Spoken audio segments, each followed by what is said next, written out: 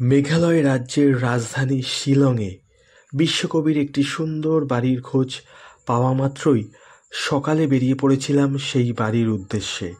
চলুন আজ আপনাদের পাহাড়ি শহরে কবিগুরুর সেই সুন্দর বাড়িটির একদম ভেতরে নিয়ে যাব, তুলে ধরব বাড়িটির খুঁটিনাটি বিষয়। সম্পূর্ণ ভিডিওটি দেখতে থাকুন, নতুন তথ্য জানতে এবং দেখতে পাবেন। শৈলশহর শিলংয়ের রেলবংয়ে অবস্থিত জিতভূমি নামে রবি ঠাকুরের এই সুন্দর বাড়িটি বর্তমানে হেরিটেজের তকমা পেয়েছে। আমি ডেসক্রিপশানে এই বাড়িটির গুগল ম্যাপ দিয়ে রাখলাম। শিলংয়ে আসলে অবশ্যই একবার এই বাড়িটি দেখবেন, তবে অগ্রিম অনুমতির প্রয়োজন, সেটি আপনারা নিয়ে নেবেন। এটি হলো জিতভূমির প্রধান প্রবেশদ্বার। দেখতে পাচ্ছেন প্রবেশদ্বারটি কত সুন্দর, তাহলে বাড়িটির ভেতর কত সুন্দর হবে। চলুন ভেতরে যাওয়া যাক, ভেতরে দেখি বাড়িটি ঘুরে। চলুন এবার গেট খুলে প্রবেশ করা যাক রবি ঠাকুরের এই রোমাঞ্চকর বাড়িটিতে। মানুষের ভালোবাসায় এই বয়সে যা যোগাযোগ বা পরিচিতি আছে, সেই সূত্রেই আগেই আমি অনুমতি পেয়ে গিয়েছিলাম রবি ঠাকুরের বাড়িটি ঘুরে দেখার জন্য। সুতরাং নির্ভয়ে সরাসরি গেট খুলে প্রবেশ করতে কোনো সংকোচ বোধ করলাম না। ভেতরে ঢুকেই প্রথমেই একটি ফলকে রবি ঠাকুরের একটি বিশেষ কবিতা লেখা রয়েছে এবং পাশেই রবি ঠাকুরের আবক্ষ মূর্তি রয়েছে। সেখানে প্রথমে প্রণাম জানালাম বিশ্বকবিকে। প্রণাম জানানোর পর দেখলাম এই রবি ঠাকুরের এই আবক্ষ মূর্তিটি যিনি উন্মোচন করেছিলেন বা ওপেনিং করেছিলেন, তিনি তৎকালীন মেঘালয় রাজ্যের হাইকোর্টের প্রধান বিচারপতি ছিলেন, জাস্টিস বিশ্বনাথ সমাদ্দার।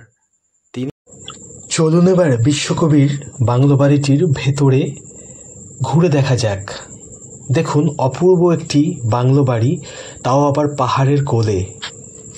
এই বাড়িতে না আসলে হয়তো রবি ঠাকুর শেষের কবিতা লিখতেন না। শোনা যায় এটি নাকি রবি ঠাকুরের শিলংয়ের এই বাড়িতে বসেই লেখা। এরকম পাহাড়ের কোলে মনোরম পরিবেশে এরকম একটি বাড়ি, সত্যি মনের ভাবনাগুলি কলমের খোঁচায় সাদা কাগজের ওপর লিপিবদ্ধ হবে, এটাই স্বাভাবিক। তারপর যদি সেই লেখক রবি ঠাকুরের মতো কিংবদন্তি বিশ্বকবি হয়, তাহলে সেই লেখার মাত্রা কোন উচ্চতায় পৌঁছায় সেটা ভাষায় প্রকাশ করা যায় না। চারিদিকে সবুজে ঘেরা পাহাড়ের কোলে এরকম একটি বাংলো বাড়ি, তাও আবার বিশ্বকবির, এটি সত্যি মুগ্ধ করে।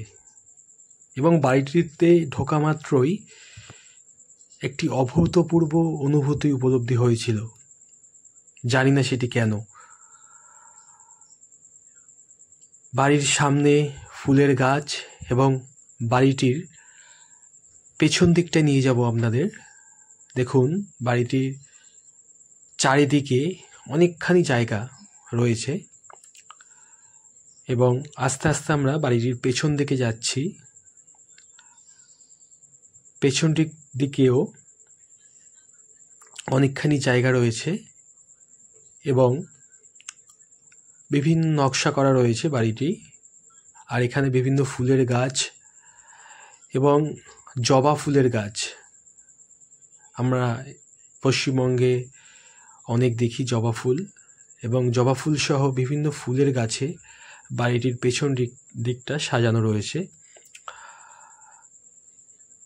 দেখতে পাচ্ছেন আপনারা ফাইন্ড ইন ইন্ডিয়ার মাধ্যমে রবি ঠাকুরের শিলংয়ের বাংলো বাড়ি, এবং বাংলো বাড়ির পেছন দিকটায় আমরা রয়েছি। পেছন দিকটাও কত সুন্দরভাবে মেনটেন করা রয়েছে। আর দেখতে পাচ্ছেন আমরা যে সবজি হিসাবে কাঁকরোল খাই, সেই কাঁকরোল গাছ চাষ করা হয়েছে, সেটা দেখে ভালো লাগলো। তো জানি না শিলংয়ের মানুষ কাঁকরোল খায় কিনা, তবে কাঁকরোল চাষ করা রয়েছে। এবং পেছন দিকের যে দরজা, সে দরজা দিয়ে প্রবেশ করার চেষ্টা করলাম। কাঠ এবং কংক্রিটের মিশ্রণে বাড়িটি বানানো রয়েছে, সম্পূর্ণ কাঠের নয়, কিছুটা অংশ সিমেন্ট বালি দিয়ে করা রয়েছে। এবং পাহাড়ি যে বাঁশ গাছ হয় বাড়িটির চারিদিকে এরকম বাঁশ গাছ সহ বিভিন্ন গাছ সামনে দেখলে আরও আপনারা মুগ্ধ হবেন। তাই বারবার বলছি একবার আসবেন। দেখুন বাড়িটি দেখাচ্ছি, বাড়িটির সাথে এবং পরিবেশের যে মেলবন্ধন ঘটেছে কত সুন্দর। এবং বাড়িটির সামনের অংশে আমরা ঢোকার চেষ্টা করছি। এই যে চেয়ার রয়েছে এই চেয়ারেই উনি বসতেন, এখানকার কেয়ারটেকার সাহেব বলছিলেন এই চেয়ারে উনি বসতেন। এবং দেখুন সম্পূর্ণ কাঠের সিলিং, বাড়িটিতে কাঠের সিলিং করা রয়েছে এবং সেটি পালিশ করা রয়েছে, একটি আলোর ব্যবস্থা রয়েছে, কত সুন্দর মেনটেন করা হয়েছে বাড়িটি। আবারও বলছি, পরিবেশের সাথে, পাহাড়ি পরিবেশের সাথে আকাশ বাতাস এবং সবুজ অরণ্যে ঘেরা বাড়িটির সাথে কত মেলবন্ধন ঘটেছে পরিবেশের। এখানে একটি রক্তকরবী রচনার ইতি কথা লেখা রয়েছে, আপনারা পজ করে দেখতে পারেন, আমি আর ডিটেলসে বলছি না।